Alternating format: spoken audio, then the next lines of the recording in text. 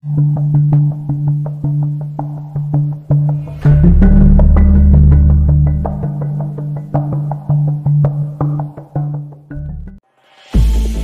का सुपरिटेंडेंट एक हिंदू टेकराम शर्मा था, जो जाहिर है संगदिल इंसान था और कैदियों को अपने दफ्तर में बुलाकर खुद बैत से पीटता था। गाली हर वक्त इसकी जुबान पर रहती थी। मेरे साथ इसका सलूक इतना बुरा नहीं था। गाली गलोच कर लेता, मगर इसने मुझ पर कभी हाथ नहीं उठाया था। साफ लग रहा था कि इसे ऊपर से हिदायत मिली है कि मेरे साथ नरमी का बर्ताव किया जाए। शायद हुक्काम बाला को अभी तक यकीन था कि अगर बाहर मेरा कोई जासूस साथी है तो वो किसी न किसी रूप में मुझसे मुलाकात करने ज़रूर आएगा। हफ्ते में एक रोज़ जब मुलाकात का वक़्त आता तो मुझे बैरक से निकाल दिया जाता और पहरेदार जानबूझकर इधर उधर हो जाते। मैं इसकी इस चाल को बखूबी समझ रहा था, लेकिन अव्वल तो वहाँ मेरा कोई साथी जासूस है ही नहीं था, और अगर होता भी तो वो कभी मुझसे मुलाकात करने ना आता। ताहम मैं मुलाकातियों के वक़्त जेल के सहन में चल फिर कर कैदियों से मुलाकात करने वालों का मुशाहिदा करता। अब मैंने वहाँ से फ़रार होने के मंसूबे पर गौर करना शुरू कर दिया था, अगरचे कोई वाज़ेह तरकीब मेरे जहन में नहीं आई थी। जेल में मेरे एक सिख कैदी से सलाम दुआ हो गई थी, जो डाके और कत्ल के जुर्म में उम्र कैद की सज़ा भुगत रहा था। इसका नाम घुम्मन सिंह था। ऊंचा लंबा ज़ात का जट था, दाढ़ी को ऊपर खींचकर रुमाल से बांधे रखता। आंखें खूनियों जैसी थी, मगर दिल का साफ और बेलोस था। खरी बात मुंह पर कह देता। सुपरिटेंडेंट जेल भी इससे डरता था और इसको कभी गाली वगैरह नहीं दी थी। घुम्मन सिंह से सारे कैदी खौफ रहते थे और इसकी बड़ी आवभगत करते थे। वहाँ मशहूर था कि घुम्मन डकैत ने 12 खून किए हैं। घुम्मन सिंह डकैत से मेरी दोस्ती की इब्तदा एक इत्तफाकी हादसे से हुई थी। वो नाव जेल से जलंधर की सेंट्रल जेल में लाया गया था। इसे यहाँ आए अभी 1 महीना ही हुआ था कि सारी जेल में इसकी बदमाशी की धाक बैठ गई थी। इसकी मुलाकात को बड़े बड़े पगड़ों और रेशमी लाशों वाले अमीर सिखा थे, और इसे हर रोज़ बाहर से खाना भी पहुँच जाता था। और जब कभी इसे शराब मिल जाती तो नशे में बदमस्त होकर वो बड़ा उद्यम मचाता था। घुम्मन सिंह डकैत ने एक रोज़ शराब के नशे में सुपरिटेंडेंट जेल शर्मा को गाली देकर कह दिया था कि अगर इसने इसके खिलाफ शिकायत की तो वो जेल में रहकर भी इसके सारे ख़ानदान को कत्ल करवा देगा। शर्मा डर गया और घुम्मन सिंह डकैत के सामने आने से गुरेज करता रहा। एक दिन बारिश के बाद मौसम खुला तो घुम्मन सिंह डकैत बैरक से निकल पीपल के दरख्त तले ईंटों के चबूतरे पर बैठ गया। वो कैदी इसकी पिंडलियां दबाने लगी। घुम्मन सिंह डकैत अपनी दाढ़ी को बांट कर रुमाल में बांध कर ऊपर चढ़ा रहा था कि अचानक उधर से मेरा गुजर हुआ। घुम्मन सिंह डकैत की पुश्त मेरी तरफ थी। मैंने देखा कि पीपल के तने में से एक काला सांप निकलकर घुम्मन सिंह की तरफ बढ़ रहा है। जो 2 मुशक्कती घुम्मन सिंह की मुट्ठी चापी कर रहे थे, इनकी नज़र भी सांप पर न पड़ी। मैं बेख्तियार चिल्लाया, घुम्मन सिंह सांप। घुम्मन सिंह अपनी जगह से उछला, मगर इतने अरसे में सांप इसे डस चुका था। पहले तो सिंह को पता ही न चला, मुशक्कती भाग गए। सांप ने घुम्मन सिंह की रान पर डसा था। वो तहमत उठाकर अपनी रान को देखते हुए बोला, ओए डंग मार गया है। सांप का जहर अपना असर दिखाने लगा था। घुम्मन सिंह को चक्कर आ गया। वो बैठ गया और जहाँ सांप ने काटा था उस जगह अपनी पगड़ी उतार कर बांधने की कोशिश करने लगा। मैं लपक कर इसके पास आ गया। मेरी तामुल स्याह फाम महबूबा सुधा रंगनी का दिया हुआ सांप का मनका इस वक्त भी मेरे पास ही था। मैंने इसे चीथड़े में लपेट कर अपने बाजू के साथ बांध रखा था।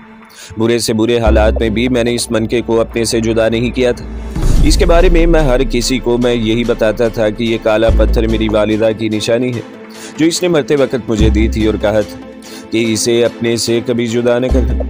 खुदा जाने क्यों ये सुनकर किसी ने मुझसे इस मनके के बारे में फिर कभी सवाल नहीं किया था। मैंने इंट्रोगेशन सेंटर में जानलेवा तशद्दुद बर्दाश्त किया था। इस वक्त भी ये मनका मेरे पास ही था।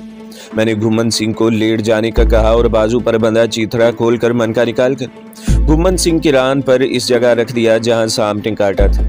वहां शोर मच गया। कैदी जमा हो गए, सिपाही और पहरेदार भी आ गए। मैंने ये कहकर किसी को करीब ना आने दिया कि मैं सुलेमानी मनके पर दम पड़कर सांप का जहर ज़ाइल करने की कोशिश कर रहा हूँ। सुधा रंगनी के सांप का मनका इंतहाई सरीउल असर था। इसने देखते ही देखते सांप का सारा जहर चूस लिया। घुम्मन सिंह को बैरक में ले जाकर लिटा दिया गया। सुपरिटेंडेंट जेल और वार्डन भी आ गए थे। घुम्मन सिंह का बयान और मेरे अलावा मुशक्कती कैदियों की भी शहादतें कलमबंद की गई। घुम्मन सिंह को गर्म दूध पिलाया गया। शाम तक वो बिल्कुल ठीक हो गया।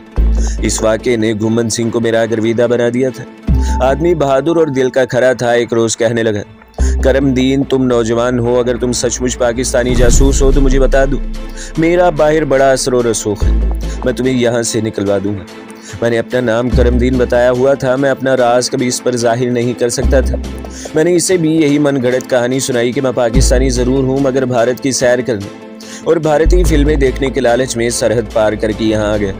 तमिलनाडु तक घूमता फिरा। जम्मू में पुलिस को मुझ पर शक हुआ तो साधु का भेष बदल लिया। कश्मीर की सैर करने का इरादा था कि पुलिस ने पकड़ लिया। घुम्मन सिंह मुझे अपनी लाल लाल आंखों से घूर रहा, मुस्कुराया और बोला, आदमी तुम बड़े पक्के हो। फिर मेरे कंधे पर हाथ मार कर बोला, करमदीन कुछ भी हो, असी तुम्हारे यार, तुमने हमारी जान बचाई है, असी भी तुम्हारे काम जरूर आएंगे। घुम्मन सिंह को बाहर से जो खाना आता वो मुझे इसमें ज़रूर शरीक करता, मगर मैं इससे ताल्लुकात इस्तवार करने के बारे में बड़ा मोहतात था। अपने तौर पर मैं वहाँ से फरार होने की तरकीबों पर गौर करता रहता था।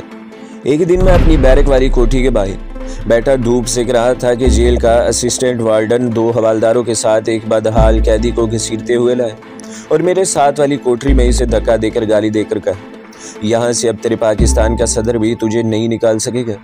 ये कहकर वो लोग चले गए। पाकिस्तान का नाम सुनकर मेरे कान खड़े हो गए।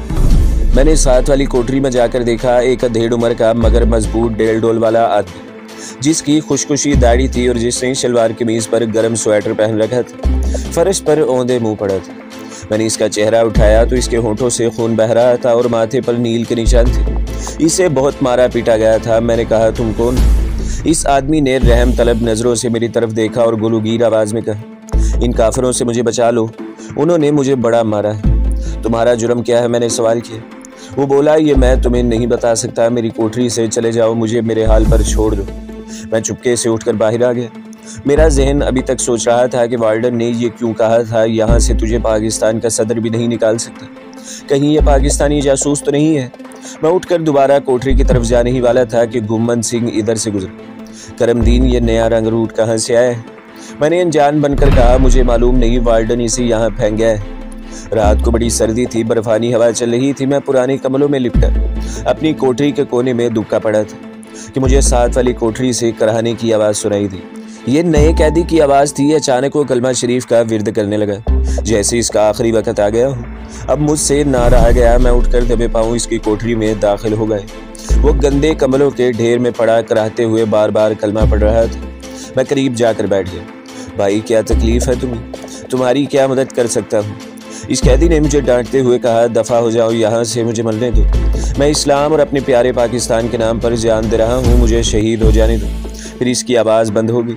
मुझे तशवीश हुई। मैंने देखा कि वो बेहोश हो गया था, लेकिन इसका सांस चल रहा था।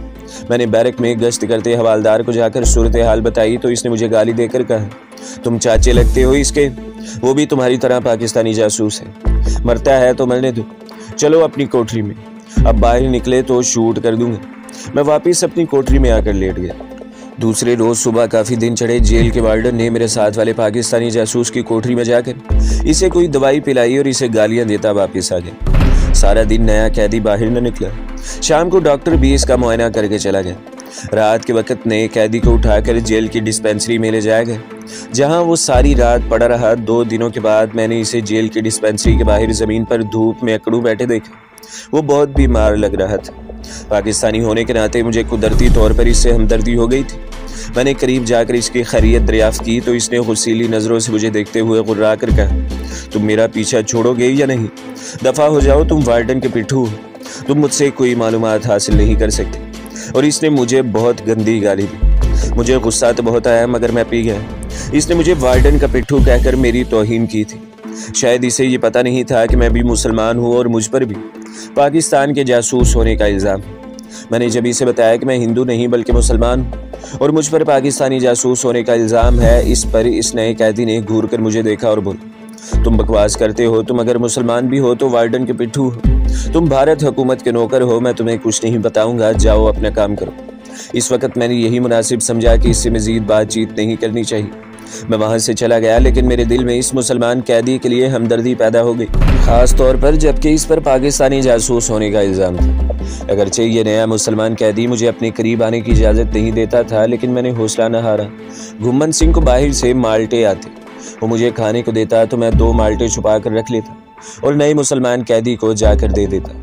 आहिस्ता आहिस्ता चंद रोज़ के बाद इसने मुझसे बातें करनी शुरू कर दी। इसने मुझे बताया, मेरा नाम रमज़ान है, मेरा घर पाकिस्तान के शहर सक्खर में है, मैं पुलिस का खोजी था, फिर पाकिस्तान बॉर्डर फोर्स ने स्मगलरों को पकड़ने के लिए मेरी खिदमत हासिल कर ली।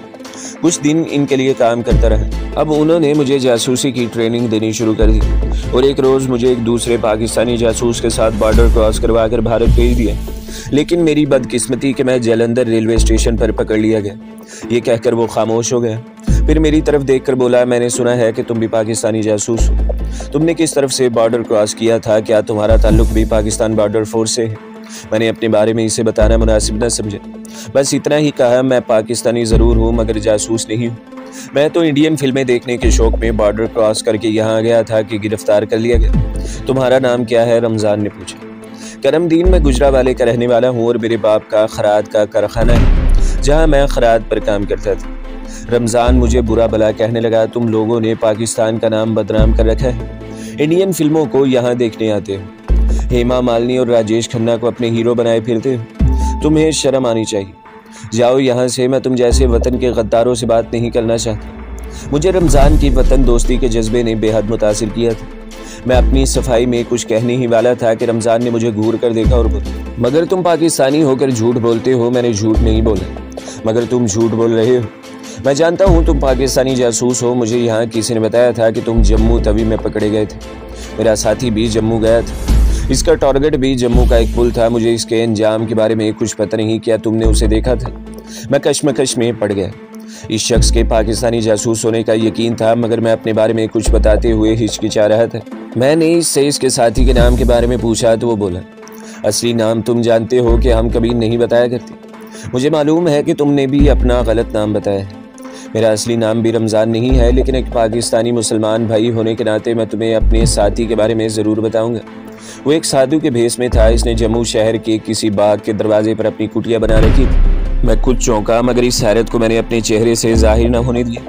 ये शख्स इस साधु के बारे में कह रहा था जिसने वाकई जम्मू कश्मीर के कंपनी बाग के दरवाजे के पास अपनी झोंपड़ी बना रखी थी और जहां मैं भी जाया करता था। ये इस बात का वाज़ेह सबूत था कि रमज़ान वाकई पाकिस्तानी जासूस था। मुझे जम्मू वाले साधु के बारे में इल्म था कि वो वहाँ से फरार हो गया था और जिंदा था, लेकिन इसके बावजूद मैंने अपना राज खोलना मुनासिब ख्याल न किया और कहा, अगर तुम कहते हो कि मैं पाकिस्तानी जासूस हूँ तो ठीक है, बेशक कहो, लेकिन यकीन करो कि मैं तुम्हारे किसी साधु साथी से नहीं मिला और जम्मू के बाग में भी कभी नहीं गया था। रमज़ान ने सर झुका लिया, फिर चेहरा उठाकर मुझे देखते हुए कहा, करमदीन, तुम्हारा जो कोई भी नाम है, मैं अगर फरार होकर पाकिस्तान पहुंच गया तो अपने महकमे में तुम्हारी सिफारिश करूँ। तुम बहुत पुख्ता, तजर्बाकार और काबिल एतबार जासूस हो, क्योंकि तुमने अभी तक मुझे अपनी असलियत के बारे में कुछ नहीं बताया, जबकि मैंने तुम्हें अपने बारे में सब कुछ बता दिया है। अच्छा, अब तुम यहाँ से चले जाओ। आदमी बदमिजाज भी था। मैं खामोशी से वहाँ से चल दिया। इस वाक़े के 2 रोज़ बाद दोपहर के वक़्त वो मेरी बैरक के करीब आकर रुक गया, फिर इशारे से कीकर के दरख्त के पास जाने को कहा। मैं उठकर उधर को चल पड़ा। सोचा शायद ये मुझे कोई राज की बात बताने वाला है। रमज़ान जासूस थोड़ी देर कीकर के आसपास मंडलाता रहा, फिर मेरे करीब आकर इसने कीकर की एक शाख्स तोड़ी और बोला, इसकी मिसवाक बड़ी अच्छी होती है। वो दाएं बाएं देख रहा था, फिर आहिस्ता से कहने लगा, करमदीन, मुझे चेकअप करने के लिए ये लोग कल बड़े अस्पताल ले जा रहे हैं। मैंने हर कीमत पर रास्ते में फ़रार होने का मंसूबा बना लिया। तुम्हें अगर बाहर अपने किसी साथी को पैगाम देना है तो दे दो, मैं पहुंचा दूंगा। मुझे बाहर किसी को कोई पैगाम नहीं देना था। मैंने कहा, रमज़ान, बाहर मेरा कोई साथ नहीं है, मगर तुम जल्दी में कोई कदम मत उठाना, ये लोग 1 सेकंड में गोली मार देंगे तुम्हें। वो मेरे पास बैठकर यूं ही मिसवाक करते हुए कहने लगा, करमदीन, अहमक न बनो, मैं तुम्हारा भाई हूँ, तुम भी पाकिस्तानी हो, मैं भी पाकिस्तानी हूँ। हम दोनों के सामने एक ही मिशन है। मैं जानता हूँ तुम्हारे साथी बाहर ज़रूर होंगे। मैं तुम्हारा पैगाम इन तक बड़ी हिफाजत से पहुँचा दूँगा। बाकी तुम मेरी फ़िक्र न करो, मैं फ़रार होने में बड़ी महारत रखता हूँ। 2 बार पहले भी राजस्थान की जेल से फ़रार हो चुका हूँ। मैं सोचने लगा कि इसे अपने बारे में बता देना चाहिए और बम्बई वाले हकीम को, जो पाकिस्तान के मफादात की हिफाजत करते हैं, अपनी कैद के बारे में पैगाम पहुँचा देना चाहिए। मैं इसे बताने ही वाला था कि अचानक सामने से एक हवालदार गश्त करता हमारी तरफ है। रमज़ान बोला, शाम के बाद तुमसे बात करूँगा। वो चला गया। दोपहर के बाद मुलाकात आई तो घुम्मन सिंह बड़ा खुश मुलाकाती वार्ड की तरफ बढ़ा। मेरे करीब से गुजरते हुए बोला, करमदीन, आज साडा दारू आ रहा है, मुलाकात में तुमको भी पिलाऊंगा। और वो अपनी मूंछों को हथेली से बिठाते हुए आगे निकल गया। मैं अपनी बैरक में जाकर कंबल ओढ़कर कोने वाली सलाखों के साथ टेक लगाकर बैठ गया और अपने फरार के बारे में गौर करने लगा। कमबख्त इस जेल में हिफाजती इंतजामात इस कदर सख्त थे कि वहाँ से फ़रार अभी तक मुझे नामुमकिन दिखाई दे रहा था। मैं इसी अधेड़-बुन में लगा था। दोपहर ढल गई, सूरज गुरूब होने लगा तो मैंने गुम्मन सिंह को अपनी तरफ आते देखा। वो मुझे कुछ संजीदा लगा। मैंने यूं ही पूछ लिया, सरदार जी लगता है आपका दारू नहीं आया। गुम्मन सिंह ने मेरे पास आकर कंबल को एक तरफ हटाया तो मैंने देखा कि इसकी तहमत में दारू की एक बोतल आधी बाहर निकली हुई थी। करमदीन, हमारी बोतल कभी नहीं रुक सकती, मगर तुझे बड़ी गर्मा गर्म खबर सुनाने आया था। मैं गुम्मन सिंह को तकने लगा, क्या मेरी रिहाई के ऑर्डर आ गए? गुम्मन सिंह मेरे पास ज़मीन पर बैठ गया। वो मूंछों को उंगली से मरोड़ते हुए टुकटुकी बांधे मुझे तक रहा था। करमदीन, तूने मेरी जान बचाई थी, तुझे यार कहा है, तुझसे दगा नहीं कर सकता। मर्द हूँ, सिंह शेर हूँ, भारत माता को पीछे छोड़कर तेरी यारी निभा रहा हूँ। मैं हैरान था कि ये शख्स मुझे ऐसी कौन सी बात बताने वाला है कि गुम्मन सिंह के चेहरे पर इस वक्त मर्दाना जलाल था। इसने कंबल हटाकर अपनी तहमत में अड़सी हुई दारू की बोतल निकाल कर 2 घूंट पी। दारू को इसी जगह छुपा दिया और मूंछों को हाथ से साफ करते हुए बोला, पुत्र जी, ये जो रमज़ान यहाँ नया कैदी आया है, ये जेल वालों का अपना आदमी है। ये तुमसे तुम्हारे साथियों का राज मालूम करने आया है, इससे खबरदार रहे। ये कहकर गुम्मन सिंह उठा और झूमता झामता माहिया गाता अपनी बैरक की तरफ चल दिया। मैं तो जैसे सकते में आ गया। मैंने इस पहलू पर कभी गौर ही नहीं किया था कि नया कैदी भारतीय जासूस भी हो सकता है। जेलों में आमतौर पर यह गुर इस्तेमाल किया जाता है कि अपनी तरफ से आदमी भेजकर दूसरे जासूस के राज मालूम करने की कोशिश भी की जाती है। मैंने दिल ही दिल में शेर मर्द गुम्मन सिंह को सलाम किया। इसने अपने वतन के मफादात को खातिर में न लाते हुए मुझे एक बहुत बड़े ख़तरे से आगाह कर दिया था। इस वक्त अगर गुम्मन सिंह मुझे रमज़ान के बारे में ख़बरदार न करता तो मैं उस रोज़ इसे यकीनन मुंबई वाले पाकिस्तानी जासूस के बारे में सब कुछ बता देता और इसे फ़ौरन गिरफ़्तार कर लिया जाता। अब मैं अपनी जगह पर चौकन्ना हो गया और मेरा जहन इस लाइन पर सोचने लगा कि मैं भारतीय जासूस रमज़ान को यहाँ से फ़रार होने के सिलसिले में किस तरह इस्तेमाल कर सकता हूँ। उस रात जेल के गंदे कंबल में लेटे लेटे मैंने बाकायदा एक मंसूबा तैयार कर लिया था। दिन निकला तो मैं बाहर वाली चक्की के पास बैठा मिसवाक कर रहा था कि गुम्मन सिंह इधर आ गए। मेरे पास आकर राजदारी से बोला, पुत्र करमदीन यार, तुम मुझे सांप का मनका दे दो तो मैं तुम्हें जेल से बाहर 2000 रुपये दिलवा सकता हूँ। ऐसा सीधा और साफ दिल का आदमी था कि वो भूल ही गया था कि इसने मुझे किस कदर ख़तरनाक बात रात को बताई थी। इस ज़मन में वो मुझसे कोई बात नहीं कर रहा था। मैंने अपनी मजबूरी का इजहार करते हुए कहा, सरदार जी, ये मनका मेरी माँ की निशानी है, मैं इसे किसी को नहीं दे सकता, मुझे क्षमा कर दें। गुम्मन सिंह ने मेरे कंधे पर हाथ मारा और बोला, ओए कोई गल नहीं पुत्र जी, तुम्हारी माँ हमारी माँ है। वो जाते जाते पलट कर मेरे पास आया और कहने लगा, करमदीन, अगर कभी तुम्हें यहाँ से फरार होने का मौका मिले तो मेरे गांव ज़रूर आना। वहाँ तुम्हें इंदिरा गांधी की सारी पुलिस भी मिलकर तलाश नहीं कर सकती। मैं तुम्हें बॉर्डर क्रॉस करा दूंगा। मैंने कोई जवाब न दिया, मुस्कुराता रहा। गुम्मन सिंह को अभी रात की चढ़ी हुई थी। कहने लगा, कादिया से 3 कोस पर हरचुआल गांव आता है। हरचुआल के आगे सिरी गोबंद का रेलवे स्टेशन है। बस हरचुआल और सिरी गोबंद के दरमियान गंगापुर है। यही मेरा गांव है, ज़रूर आना, तुझे माजे का खालस अपने घर का दारू पिलाऊंगा। मैंने गुम्मन सिंह से कहा, सरदार जी, रमज़ान के बारे में आपने मुझे तो बता दिया था, किसी और को न बताया। गुम्मन सिंह का चेहरा एकदम संजीदा हो गया। मेरे बाजू को जोर से पकड़कर बोला, करमदीन, तुम पंजाबी होकर ऐसी बातें कर रहे हो। मैं पंजाबी शेर मर्द हूँ, आगे फिर कभी ऐसी बात न करना। गुम्मन सिंह लहराता हुआ अपनी बैरक की तरफ चला गया। गुम्मन सिंह ने मुझे 2-3 रोज़ बाद बताया कि इसने सुप्रीडेंट जेल के दफ्तर में रमज़ान जासूस को सुप्रीडेंट से ख़ास अहकामात वसूल करते सुना था। रमज़ान को कतई इल्म नहीं था कि मुझ पर इसका राज फाश हो चुका है। वो बज़ाहिर मौका पाकर मेरी कोठरी में आया और एक बार फिर इसने कहा कि इसके फरार का मंसूबा मुकम्मल हो चुका है। चुनाचा अगर इसे अपने किसी साथी को बाहर पैगाम देना हो तो मैं इसे बता दूँ। मैंने अपने बने बनाए मंसूबे पर अमल शुरू कर दिया था। मैंने रमज़ान से कहा, तुम अगर वाकई मुझे अपना पाकिस्तानी मुसलमान भाई समझते हो और तुम्हें मुझसे हमदर्दी है तो फिर मुझे भी अपने साथ इस जेल से क्यों नहीं निकाल लेते। इस पर रमज़ान ने जवाब दिया, जिस शख्स ने मुझे यहाँ से निकालने का जिम्मा लिया है वो सिर्फ एक आदमी को ही फरार करवा सकता है। हाँ, मैं बाहर जाकर तुम्हारे लिए कोशिश करूँगा। इसीलिए मैं चाहता हूँ कि तुम मुझे अपने किसी मोतबर साथी का पता बता दो ताकि मैं इससे भी मदद ले सकूँ, क्योंकि अभी मुझे भारत का बॉर्डर क्रॉस नहीं करना बल्कि भारत में रहकर जासूसी करनी है। मैं अब इसे भला कैसे बम्बई वाले हकीम साहब का पता बता सकता था। मैंने कहा, रमज़ान चाचा, यकीन करो, भारत में अगर मेरे और तुम्हारे अलावा कोई पाकिस्तानी जासूस काम कर भी रहा होता तो मुझे इसका इल्म नहीं है। मुझे इन लोगों से कस्तन बेखबर रखा गया है। रमज़ान बोला, मगर तुम जम्मू के कंपनी बाग वाले पाकिस्तानी साधु से जाकर मिलते भी रहे हो मुझे राजवाड़ी में अपने एक पाकिस्तानी साथी से इसका इल्म हो गया था। ये पुलिस की रिपोर्ट थी। रमज़ान को मेरे और जम्मू वाले जासूस के बारे में ज़ाती तौर पर कुछ मालूम नहीं था। इसे मेरी रिपोर्ट और हिस्ट्री शीट पढ़कर सुनाई गई थी। ये रोज़नामचा इस खुफिया आदमी ने तैयार किया था जो जम्मू में मेरा ताक़ुब किया करता था। मैंने कहा मैं किसी जम्मू वाले साधु को नहीं जानता।